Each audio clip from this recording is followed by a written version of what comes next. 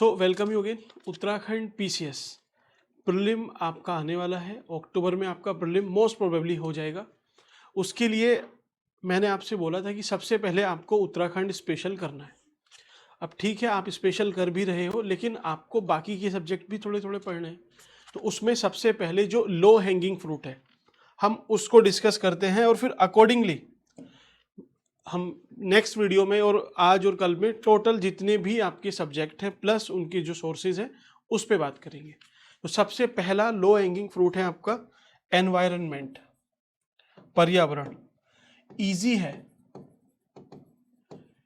बहुत छोटा है, ज़्यादा क्वेश्चन भी नहीं है। साथ ही साथ प्रीलिम में आपके ठीक ठाक क्वेश्चन यहाँ से बनते हैं। मेंस में भी 1 से 2 क्वेश्चन इसके आते हैं, लेकिन प्रीलिम में आपके एक डिसेंट अमाउंट के क्वेश्चन आते हैं। इसमें आप इनपुट जितना दोगे मीन्स आप बहुत कम टाइम में इसको प्रिपेयर कर सकते हो। विद इन वीक आप इसको प्रिपेयर कर सकते हो, और आपको रिटर्न ये उससे ज़्यादा देगा। जैसे आप कोई सब्जेक्ट पढ़ते हो, सपोज आप ज्योग्राफी ही पढ़ रहे हो या हिस्ट्री पढ़ते हो, तो जितना रिटर्न आपको हिस्ट्री देगा लगभग उतना रिटर्न ये सब्जेक्ट देगा। इसको आपने अवॉइड नहीं करना है। अवॉइड नहीं, मैं तो बोल रहा हूँ आपसे इस पे एकदम कमांड रख के जानी है, क्योंकि मिडाइवल में हिस्ट्री में कुछ क्वेश्चन ऐसे होते हैं जो फंसाएंगे आपको। ये ऐसा है जो आपको पार लगा देगा। तो मैं टॉपिक बता रहा हूँ आपसे, ये टॉपिक बस टॉपिक, इतने टॉपिक जितने 5 से 6 टॉपिक मैं बताता हूँ आपको वो अच्छे से कर लेना। सोर्स भी अभी बताऊंगा, और बस फिर आपको परेशान इसके लिए नहीं होना। तो सबसे पहले देखिए, आपको जो टर्मिनोलॉजीज हैं, टर्म्स हैं, वो देखनी है। जैसे एनवायरनमेंट है क्या, ऐसे ही इकोलॉजी क्या है, साथ ही साथ इकोसिस्टम क्या है, इन सबका डिफरेंस आपको पता चला।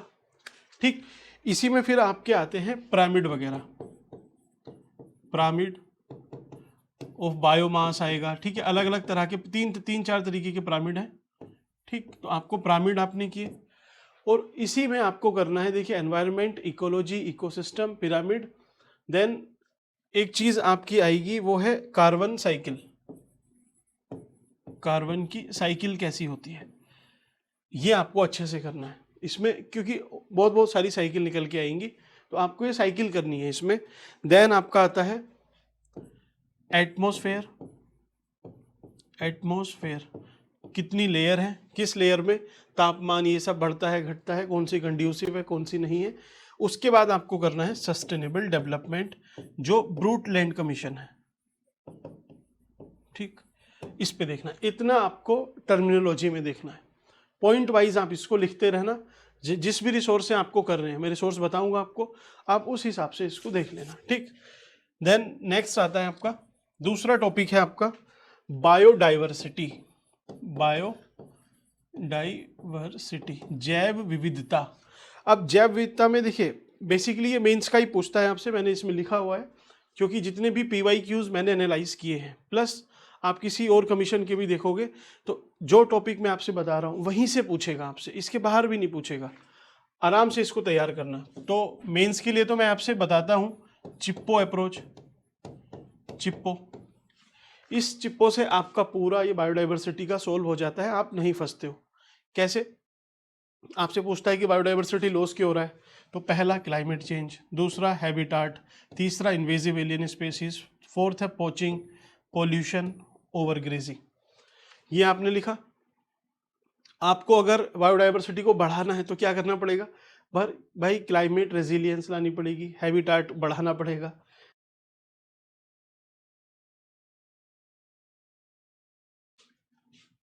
तो जो आपकी इन्वेजिव एलियन स्पेसीज है उसको सही करना पड़ेगा, पोचिंग रोकनी पड़ेगी, पोल्यूशन कम करना पड़ेगा, ओवरग्रेजिंग।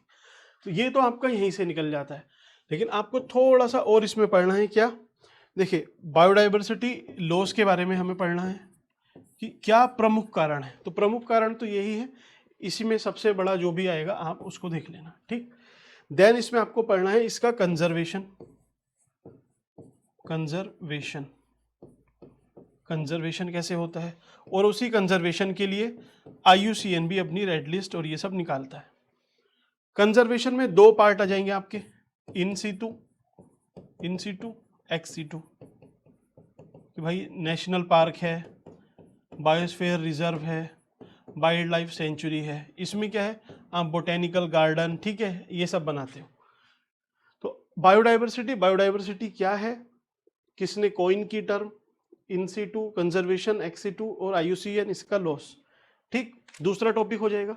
तीसरा एनवायरनमेंट में हमें तीसरा देखना है, वो चलिए वाइल्ड लाइफ, नेशनल पार्क, ये सब इसमें आपका हो चुका है। एक चीज क्या है, आप थोड़ा सा देख लेना फॉरेस्ट रिसोर्स के बारे में।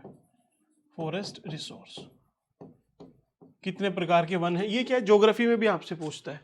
तो इंडिया में ही आप देख लेना कौन कौन से वन कहाँ मिलते हैं, कितने परसेंट है, कितना एरिया है। इसके लिए सबसे बढ़िया Indian state of forest report 2021, 23, 25 देख लेना। ठीक, हर 2 साल में आती है। अब रिन्यूएबल एनर्जी पे चलते हैं।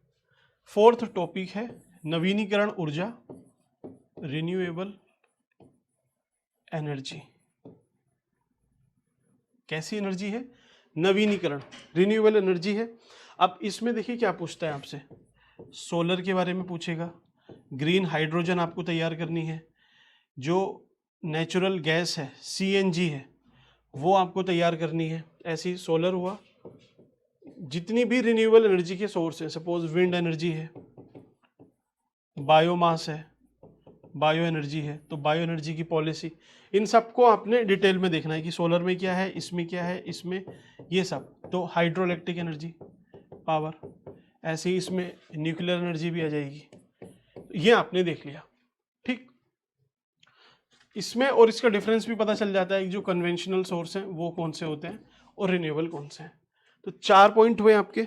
हम लास्ट में चलते हैं, फिफ्थ जो अपना पॉइंट है। फिफ्थ में देखिए आपसे पूछता है पोल्यूशन पे, प्रदूषण पे, पोल्यूशन।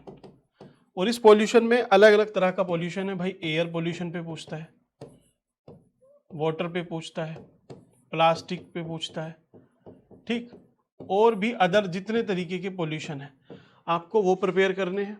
इन सब के एक्ट आएंगे, आपको एक्ट देखने हैं। ठीक, और लास्ट में देखिए एक चीज और इसमें ऐड कर लेना, गैसेस। वो तो एयर पोल्यूशन में खैर आ ही जाएगा कि कौन कौन सी गैसेस इसको पोल्यूट कर रही हैं। तो आपने ये सब देखा। 5 के बाद अब देखिए आपको 8 एक्ट करने हैं।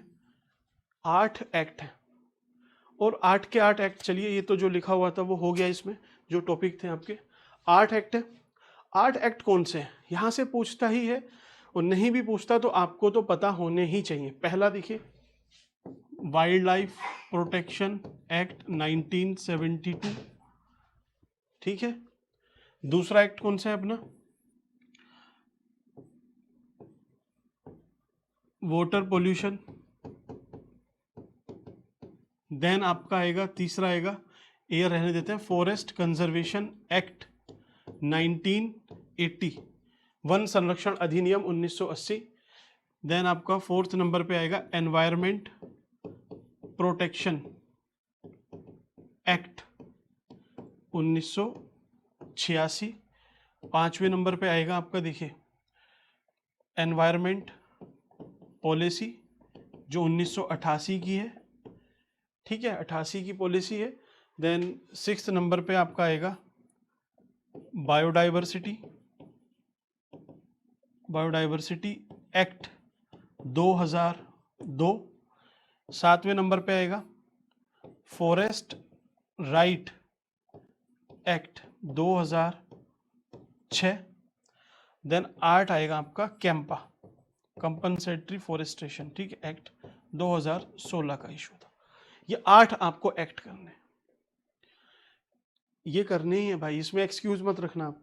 अब हम लास्ट पे चलते हैं, वो है कन्वेंशन। बस ये एक्चुअल में मैं इसको अलग से इसलिए लिखवा रहा हूँ क्योंकि बाकी आप जैसे देखिए कन्वेंशन, आप बायोडाइवर्सिटी करते हो तो बायोडाइवर्सिटी की कन्वेंशन हो जाएंगी वहीं पे, लेकिन मैं फिर भी आपको अलग से रिमाइंड करा रहा हूँ कि कन्वेंशन आपको एक बार अलग से करनी है। मैं एक बार ब्रीफ कर देता हूँ किस तरीके से करनी है। देखिए कन्वेंशन का क्या है, सम्मेलन, विश्व युद्ध हुआ, वर्ल्ड वॉर 2 हुआ, उसके बाद पॉल्यूशन क्या पूरी दुनिया बेकार हो गई लगभग, सबको उसका लॉस झेलना पड़ा। अमेरिका की हालत, सबकी हालत थोड़ी सी खस्ता रही। तो उसके लिए फिर सोचा कि भाई उद्योगों को बढ़ावा दो, हमें जो इकोनॉमिक ग्रोथ है उसको बढ़ावा देना है। जब इकोनॉमिक ग्रोथ बढ़ाई तो फिर पॉल्यूशन होने लगा, तो पॉल्यूशन की रिपोर्ट आने लगी। तो इस तरह से फिर एक चीज़ें बहुत ज़्यादा क्रिएट होनी शुरू हुई। तो एक इकोलॉजिस्ट थे बैरी कोमनर, इन्होंने 5 सिद्धांत दिए और फिर इसके बाद अलग अलग लोग आएंगे, इस पे बात करते हैं। पर्यावरण मीन्स एक मूल में आना स्टार्ट हुआ। तो उस टाइम पे क्या है, 1972 ये दौर है। 1972 में कन्वेंशन होती है कि आइए सब लोग एक जगह स्टॉक में बैठते हैं हम, और फिर साथ में डिस्कशन करेंगे कि भाई हमें क्या करना है फ्यूचर के लिए, क्योंकि अभी जो पोल्यूशन हो रहा है जो इकोनॉमिक ग्रोथ से, उसके लिए भाई आगे चल के हमें देखना पड़ेगा। तो स्टॉकहोम सबमिट करते हैं, सब लोग जाएंगे इसमें पूरी। तो स्टॉकहोम में इंडिया से, भाई इंडिया से भी पार्टिसिपेट करेंगे उस टाइम के प्रधानमंत्री। तो 1972 क्लब ऑफ रोम बनता है, फिर बहुत सारी थ्योरीज आती हैं। इटली में क्लब ऑफ रोम फिर वो विचार देता है कि जो ग्रोथ है आप चाहे उसके लिए कितना भी कुछ कर लो वो सस्टेन नहीं कर पाएगी, वो अलग थ्योरी है। खैर स्टॉकहोम में कन्वेंशन होती है। स्टॉकहोम के बाद ये बात चलती है कि यार फिर से हमें मिलना पड़ेगा। कहाँ मिलेंगे, कि चलिए 1980s में मिल लेते हैं, ठीक है, एक कन्वेंशन होगी। फिर 1985 में वियना कन्वेंशन, ऐसे ही एक रिपोर्ट बनेगी 1987 में, ब्रूटलैंड बनाएंगे इसको, ब्रूटलैंड आयोग भी बोलते हैं इनको, प्रधानमंत्री थे। तो ये सस्टेनेबल डेवलपमेंट का कॉन्सेप्ट देंगे, ठीक। ऐसे ही आप देखो इसके बाद क्या होगा, सीधे 1992 में रियो में एक समिट हो जाएगी, रियो अर्थ समिट जिसको हम बोलते हैं। तो हम देखते हैं कि 1992 में एक एनवायरनमेंट कॉन्शियसनेस ज़्यादा हो जाती है। क्यों? क्योंकि दुनिया फिर से एक बार रिफॉर्म की तरफ चलती है, एलपीजी रिफॉर्म वगैरह इंडिया में भी स्टार्ट होते हैं। तो 1992 से फिर 3 कन्वेंशन निकलती हैं। बात आती है निकल के कि हम एक तरफ से नहीं 3 प्लेटफॉर्म पे काम करेंगे। जैसे एक तरफ तो हमें बायोडाइवर्सिटी, इसको रोकना है भाई, इसको समृद्ध रखना है। ऐसे ही जो मरुस्थल हैं, जो भूमि बंजर होती जा रही है, उसको रिस्टोर करना है। तो उसके लिए UNCCD, United nation convention on combating desertification, ये बात होगी। और फिर एक आएगी UNFCCC, climate change, United nation framework convention on climate change, इसकी बात होगी। तो इसकी सबमिट तो हर साल होती ही रहेगी, लेकिन इसमें मेन आपकी आएगी क्योटो, ठीक।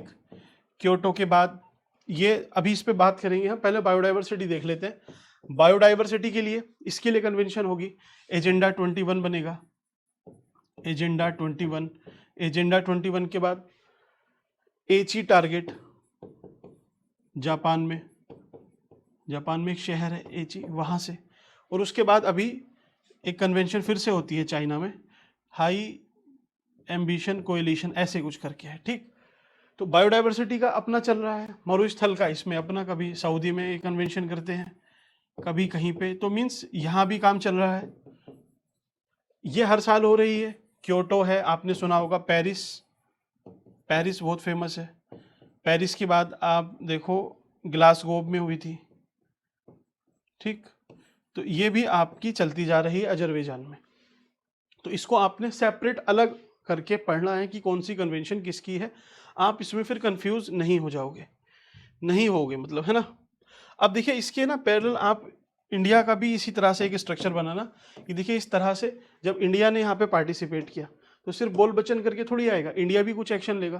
तो जब यहाँ से आएंगे प्रधानमंत्री तो 1972 में हम वाइल्ड लाइफ प्रोटेक्शन एक्ट पास करेंगे, ठीक। ऐसे ही 1973 में प्रोजेक्ट टाइगर लॉन्च कर देंगे। 1980s में कन्वेंशन से आएंगे तो हम 1980 में फॉरेस्ट कंजर्वेशन एक्ट पास कर देंगे। 1985 से आएंगे तो 1985 में हम एनवायरनमेंट मिनिस्ट्री बनाएंगे अपनी, है ना। फिर 87-86 में एनवायरनमेंट प्रोटेक्शन एक्ट बन जाएगा 1986। 1988 में पॉलिसी बन जाएगी, है ना। 1992 में क्या फिर से हम प्रोजेक्ट स्टार्ट करेंगे, प्रोजेक्ट एलिफेंट, क्रोकोडाइल, ये सब चलता रहेगा।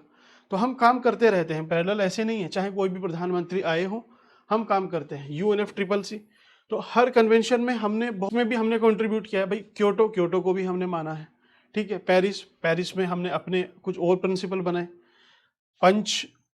जो पेरिस के हमारे टारगेट थे वो लगभग हमने अचीव कर लिए, तो हमने अपने टारगेट फिर से बढ़ा दिए। पंच अमृत का टारगेट दिया, 5 हमने स्ट्रेटजी बनाई कि नेट ज़ीरो 2070 तक 50% हमारा जो रिन्यूएबल एनर्जी है उससे हम अपनी एनर्जी का क्रिएशन करेंगे। इस तरीके से डेजर्टिफिकेशन में भी हमने काम किया है, काफ़ी अच्छा काम किया है, कन्वेंशन भी मीट की है और काम भी हुआ है।